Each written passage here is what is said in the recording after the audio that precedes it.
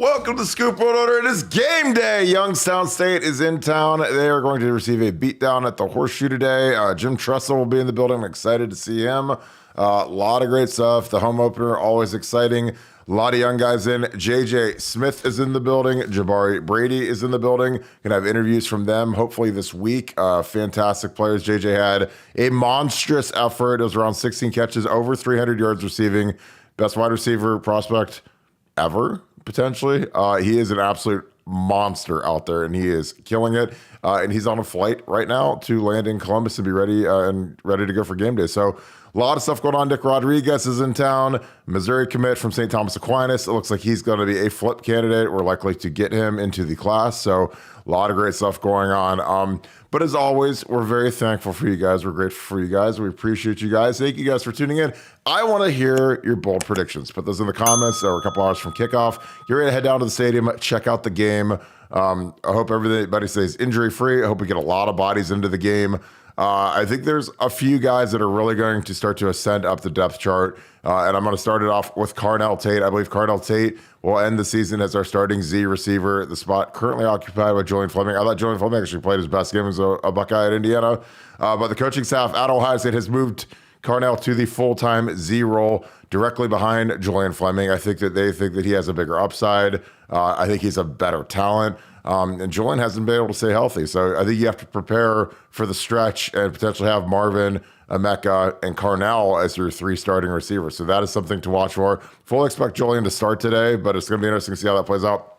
I expect Brandon Innes to continue to rise up the depth chart. He's a guy, they've been putting the screws to him, tough as nails. He is in fantastic shape. He's lost about 9 pounds, looks really, really good. Quicker, nasty. And honestly, like a lot of these high school guys, they're not used to sitting on the bench. Sitting on the bench is something they're allergic to. So they will do everything they can to scratch and claw and get into that starting lineup, which will be impossible this year.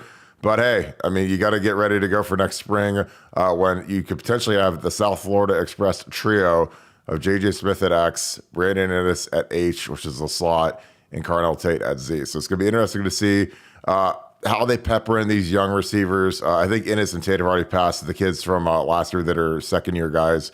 So it's going to be interesting to see that. The offensive line is going to be interesting. How early do we see Luke Montgomery in at left tackle? Obviously, he played the jumbo tight end as number 98 last week.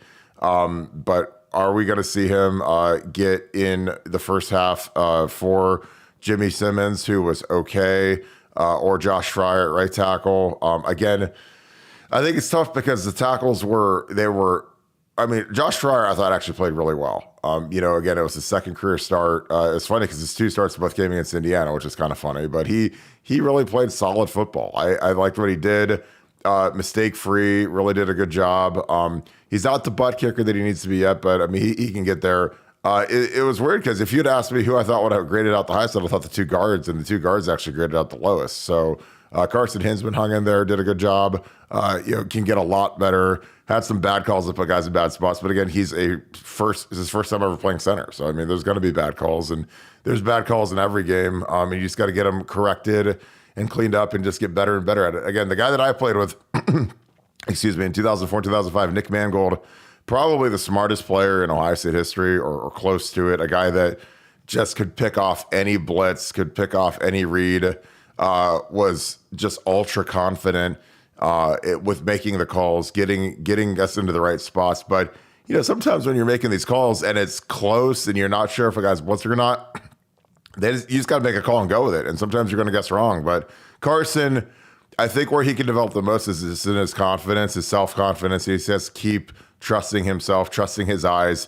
And a lot of that's his film study. It's figuring the game out as it goes. Because again, these games are never stagnant. You never know what you're going to get when you're playing football, but especially at Ohio State. I remember in 12 with Urban, we had no idea what kind of defense we were going to get every week because no one had ever seen the power spread offense before.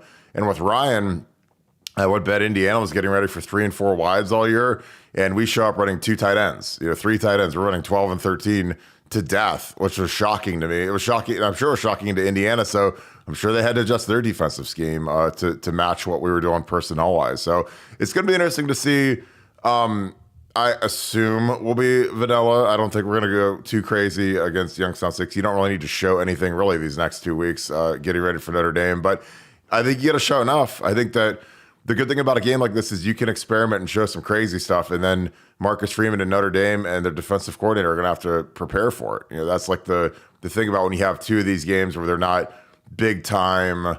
You know, obviously you're gonna win. You're gonna win no matter what. I mean, you have the ability to show some kind of crazy formations. You can show a lot of 13, 5 wide. You can show everything, and then it's just more stuff for them to prepare for.